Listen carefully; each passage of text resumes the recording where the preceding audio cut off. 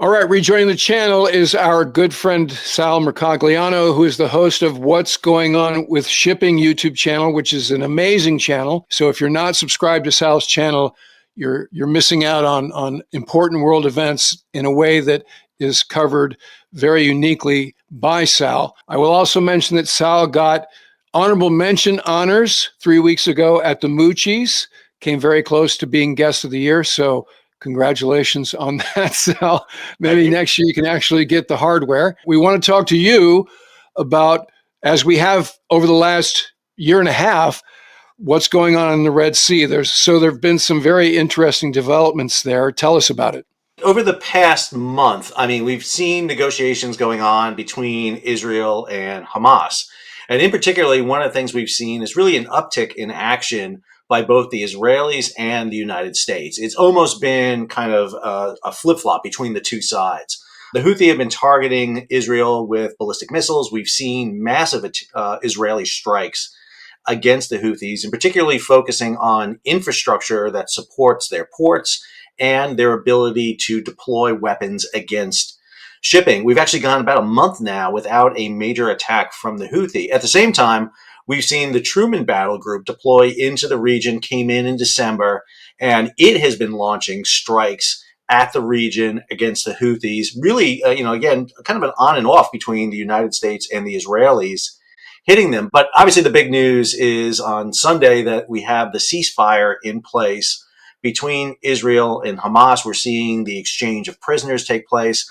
And the announcement by the Houthi that they are halting attacks against shipping, with the caveat being that they will still target Israeli-owned and Israeli-flagged ships. However, that may end if the full arbitration, the full provisions of the ceasefire are met. Now, I will say that commercial shipping is leery of this. They are not running back into the Red Sea. There's a lot of concern that this may be just a fad, maybe just an issue. More importantly, I think that the risk for shipping still exists. That means war risk insurance would still have to be paid. So we're still going to see the major shipping firms avoiding it. Remember, we've got about 40% of global shipping avoiding the Red Sea right now. That's costing a country like Egypt $7 billion a year in Suez Canal tolls. It's sending ships on this long, protracted route. It's raising freight costs for consumers. So it's going to be an interesting play here to see what happens, whether or not shipping does return to the region. So here are the elements of the ceasefire agreement. 3 phases, each lasting, well, the first 2 lasting basically 6 weeks each. Release of hostages, Israelis halting fighting and moving out of the population centers so civilians can flow back in, and that will allow the displaced Palestinians to return home. And then the second phase is the declaration of sustainable calm, etc. That, as you've said, is the sort of precursor to the Houthis saying that, okay, the predicate for us attacking shipping, except for Israeli shipping, is over. So how does this net out in terms of the impact over the last year and a half? Well, as we've been seeing, this route, this diversion, which started back in December of last year, and December of 2023, not December 2024, has been on for a year. And so we've seen the major shipping firms, basically any ship that's over a value of about $100 million, ship and cargo, are taking the diversion around. So we're talking about large container ships, talking about car carriers, we're talking about product tankers carrying refined petroleum, liquefied natural gas carriers, really the high-end value vessels are undertaking this long diversion around Africa. And if this is met, if we go through the 3 phases as you laid it out there, and that's the key thing that the Houthi are saying, we've got to achieve the objectives in all phases to reopen up the Red Sea fully, then what we can see is a process whereby the shipping firms will start coming back through the Red Sea. And I have to say, that's going to be a very disruptive period of time. It's going to take 2 to 3 months just to sort back to that level of shipping through that region, because right now schedules are kind of laid out for months in advance. And now all of a sudden you'll have ships arriving earlier, leaving earlier. That's going to cause chaos in a lot of ports around the world. So this disruption is going to be with us for a long time. I should also note that there's a big shuffling going on with the container carriers right now. They're changing their alliance system up, they're kind of their vessel sharing agreements. And so that's causing disruptions too. So the first half of 2025 is really looking at a massively disruptive time for global shipping. We should also note, too, that the Trump administration coming in today, for example, is talking about imposing more sanctions on Iranian oil. Potentially, we have the issues with sanctions against Russia either being expanded or lifted. That's going to affect tankers. There is just a lot of flux going on right now, Ward, in the terms of global shipping. So we're obviously going to wait and see how the Israeli-Hamas deal brokers out. And that's going to be the really decision to do whether or not we see shipping return. But let's not forget, the Houthi were attacking ships before this ever happened to begin with. We had periodic attacks. There was already a declared war zone in that area, but the risk was very low. The question is, if we get a peace treaty, if we get full back, do we see shipping return back to the area, or is it still going to cost extra money to sail through that region? Let's focus on the Red Sea war post October 7th, which for our purposes, the Red Sea part started with Carney shooting down the cruise missile bound for Israel in November of 2023, right? And so the Houthis, and this is according to the IDF, the Houthis shot more than 200 missiles and UAVs after October 7th at Israel proper. Most of them were intercepted either by American Arleigh Burke-class destroyers in the Red Sea or other assets in the Eastern Med, or shot down by the Iron Dome system. As we chronicled at the time, they had a couple of drones that actually got into Tel Aviv and hit an area and killed 10 people. And that's what triggered the first Israeli response. They hit Sana'a and Hodeidah, the port at Hodeidah. The Americans, with sometimes UK support, have launched about a dozen strikes, primarily from carrier strike groups, starting with Eisenhower, and we were all over those. We've talked to many of the principals who participated in those strikes. One of the other headlines lately has been every time one of those carriers leaves the region, the Houthis claim victory and say that they chased it away or they hit it, and that's why it faded over the horizon. So we've run that to ground. Particularly, we ran that to ground with the CEO of Ike. You remember we talked to Chowder Hill aboard Ike a few months ago and asked him specifically, did the ship get hit? And he was like, no, we never got hit. So that's obviously Houthi propaganda. How do we think the military operations, so specifically we're talking about the European one is called Aspides, and then the American-led one is called Prosperity Guardian. How effective were those, do you think? If you look at the kind of year-long plus operation that undertook, Eisenhower went in and provided that kind of screen. They went in, put destroyers along the coast of Yemen, and really tried to nab every missile drone launched, and was very effective. I mean, you saw the effectiveness of that battle group. As a matter of fact, at Surface Naval Association, we had a discussion about the expenditures of missiles, how much ordnance was actually used during those operations. The problem was it was a very tough one to sustain because it's just the threat of the missile attack that causes the insurance to go up. So even if you provide a 99.9% screen, it's that 0.1%. It's the dumb and dumber. If you're telling me there's a chance, if that hit comes in, it's going to cause the shipping companies to kind of avoid it. And that's what they did. The shift over to Operation Speeds to the European Union was a really interesting one. The problem was, and as we saw it in an article in Lloyd's List, they interviewed the commander of the European Union's naval forces, and he said, listen, I'm trying to screen multiple ships with 3 to 4 assets that really don't have the capability to do that. And instead, what they wound up doing was guarding some high priority vessels, particularly the Marine Nationale, the French Navy, was guarding ships of the French shipping line CMA CGM going through. But then you saw this resurrection, this really renewal of an operation toward the end of the Biden administration, with the Truman deploying in December, with the Israelis striking against this. And I do have a question about whether or not the Israelis are going to back off.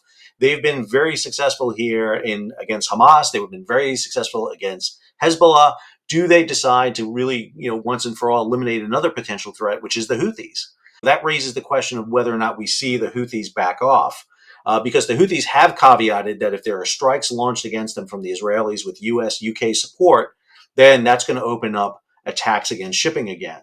So very effective strikes being done by the Truman Battle Group in conjunction with the Israelis. The question is going to be, really it's taking the word of the Houthi. And the Houthi have not been really the best guarantors of their word. They talk about the fact they've only hit vessels that they've targeted, yet we know from the Joint Maritime Information Center and the UK Maritime Trade Office that basically they hit about 30%, Israeli-owned vessels, 70% are not owned by the Israelis. And so do they continue those attacks or do they back off? And it goes to the larger question that we've talked about before in this war about the idea of freedom of the seas. Can we guarantee, the open oceans, the blue water commons that we have become very familiar with?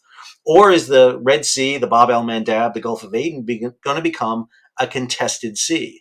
Because the Houthi have that potential. They can always resurrect it. And let's not forget, the people that are backing them is the Iranians. And it's always the question is, do the Iranians want to keep this going?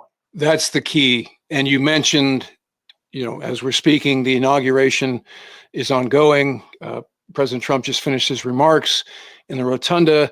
A lot of sort of, let's just say it's a new direction that's happening effective immediately, both nationally and internationally. So let's just assume he's going to be hard on Iran for the reasons you suggest. And as we heard from the Ike Strike Group commander, Admiral Miguez, when we talked to him out at Hook, because I asked him specifically, hey, you guys have done, and at the time they had done 7 strikes into Yemen, yet they're still firing stuff. And this is probably a good time to bring up, as we were talking about the number of missiles shot at Israel, the box score for the number of Houthi attacks since October 7th is, and these are approximate based on the source, but 68 attacks on shipping since October 7th, and 42 of those 68 resulted in the ships being damaged or sunk. And there's a bunch in the box score that are status unknown. That's a lot of attacks. So Admiral Miguez said, yes, got it. We haven't stopped them. We have mitigated it, let's say. We've taken out some of their ability to store stuff. However, he mentioned, and this actually became a story beyond the episode where Business Insider wrote about his comments, he said, I recommended more dramatic, and I'm paraphrasing here, measures against Iran. And Echelon Zero, which is POTUS, the Biden administration at the time, said basically, we're not going to do that now or ever, right? So that's another element here as we wonder, as you've just pointed out, this headline about Houthis say the war is over because of the Gaza peace agreement, except the asterisks on that statement are pretty gigantic, right? That also means, hey, Israel, stop bombing the port at Hodeidah. As you've said, this may be the end or it may not be. And if it's not the end, does the U.S. Navy particularly have the capacity to stay there in perpetuity? Let's talk about the economics for a second. This is something we've chatted about before as well. Let's say your average Iranian-made drone costs $20,000 to $30,000. To take it down, you probably shoot a AIM-9X or maybe even more dramatically an SM-6. So AIM-9X, about $1.5 million per copy. SM-6, upwards of $2.5 to $3 million a copy. We can do it. Can we do it forever? And what is the cost of that kind of presence? Because at some point the bean counters get involved. Not to mention, what is the net effect? Is it improving the calculus with respect to shipping going through the region? And if the answer is no, then what's the point? I think a couple of things on that. We very easily can do the box scores for the missiles. That's the easiest thing in the world.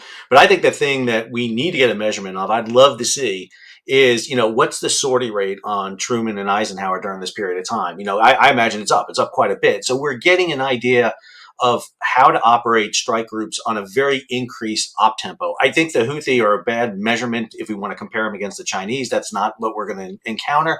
But what we will encounter is that increased sortie rate. For example, the underway replenishment vessel, the MSC Oiler, the Arctic, which was with the Eisenhower, offloaded 20 times its capacity of fuel during its 9-month deployment. That's an unheard of level. That really is. Usually on a deployment with a strike group, you maybe unload maybe 4 to 6 times at tops the amount of fuel. This is 20. We're talking about massive amounts of fuel that were being used. And again, nuclear aircraft carrier, we're talking about fuel for the escorts. We're talking about fuel for the strike group. How many hours are we putting on those airframes? How many hours are we putting for the pilots in there? This is something, again, we're seeing. We see it with the grounding of Bighorn out in the Arabian Sea there, which had pulled double duty. It was supporting both the Lincoln and the Roosevelt strike group at the same time. That was an undue burden on that crew.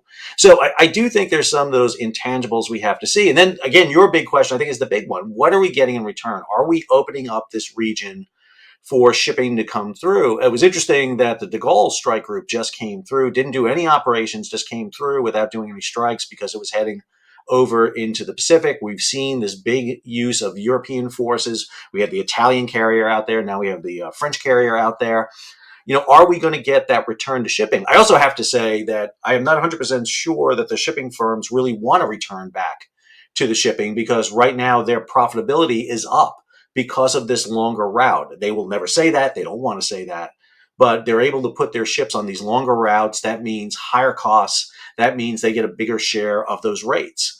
And so do they return to that? You've had the Chinese in October up in Hamburg at a huge event, a huge shipping event that took place in October, unveil plans for a new container ship that is much larger than what exists today, because they basically are not abiding by the length and width restrictions of the Suez Canal. They're saying, listen, this is the new norm. We can go around Africa. We can build a ship that doesn't carry 24,000 boxes. We can carry 32,000 boxes and still go into these ports. I think when the Eisenhower strike group went, and I love that interview you did with the strike group commander, with the carrier commander. I think it was great. And I think what came across very clear to me was this concept that we're asking the military to solve a problem that's not a pure military issue. It's got to have politics. It's got to have economics in it. You want to apply military force while at the same time applying political and economic force. That's how we beat the Barbary pirates. At the very end, we had to do that. That's what you need to beat the Houthi. You got to apply that force, not just against the Houthi, but against the Iranians and those that support and back them. And again, I think it's going to be very interesting in a new Trump administration. What are we going to do differently? We haven't had a U.S. flag commercial ship sail through that region since January of 2024. Does, President Trump tell U.S. flag ships, we will protect you. We will cover your cost. We want you to go through. And if you get the protection of the U.S. Navy with U.S. commercial ships going through, that's going to be a really big draw for maybe seeing some ships come over to the U.S. registry if they get that protection.